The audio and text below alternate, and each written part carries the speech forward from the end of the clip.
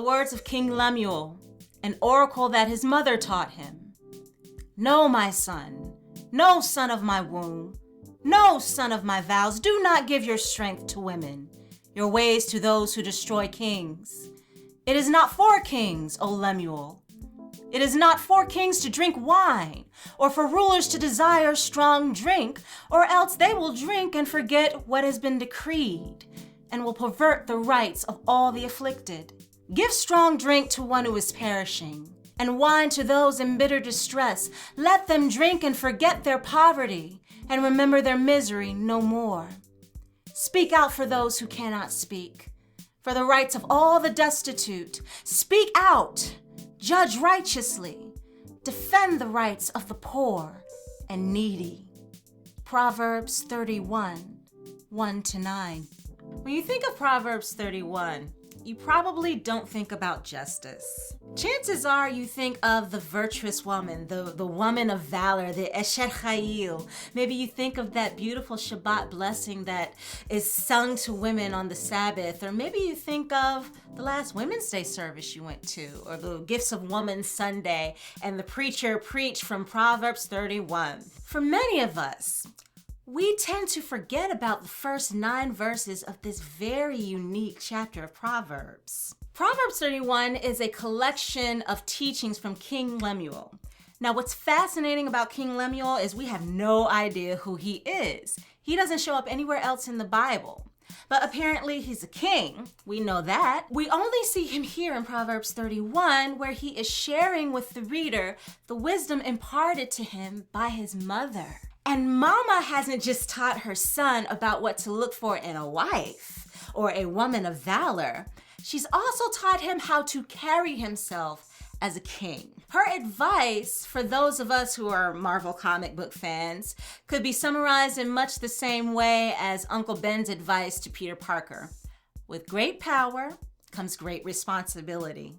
Don't chase tail, boy. Don't expend your energies on things that will bring you to ruin. Don't you get drunk, boy. Lemuel's mama has taught him temperance because she knows that her son will one day wield a lot of power, and she wants to make sure that he uses that in the right way. Some of the advice that she's given him might seem a bit strange to us. You know, that wine that you want to drink, that you would put that to your lips. Don't you drink that. No, you give that to the poor instead. You give it to somebody with real problems. So at least for a little while, they can forget about their troubles. You hear that? It's really folksy advice. And for me, it reminds me of these sage offerings that we would often hear from our big mamas. A word about Big Mama. Big Mama is the African-American archetype of wisdom. She is a staple in many Black families. She may be called Big Mama, Mima, my dear. She might be an aunt. She may be a grandmother. Maybe you don't even know how you're related to her. Everybody just calls her Big Mama. Nevertheless, she is the matriarch, and she is the conductor of the wisdom for the family. She is the griot, and she can tell you the family's history and how everybody in the family is connected, and she offers her insight based on what she's seen in her very rich life. You see her trope in literature. You see it in art. You see it in movies. Soul Food, A Raisin in the Sun. All of these carry examples of the kind of matriarchal wisdom specific to Black families. The Proverbs ultimately are observations on life. That is the mark of their literary style.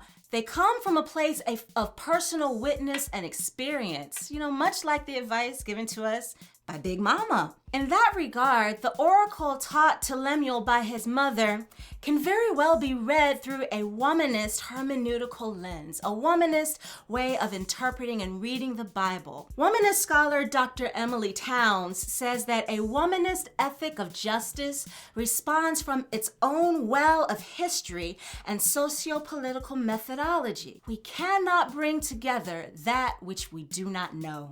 Lemuel's mother has spoken to her son from her own observations, which are just as valid as anything any prophet of the time could have to offer. What she has observed is how oblivious leaders tend to be to the plight of those they serve. She wants her son to be vigilant, to be sober, to stay woke to the realities of others. Her advice is simple and important.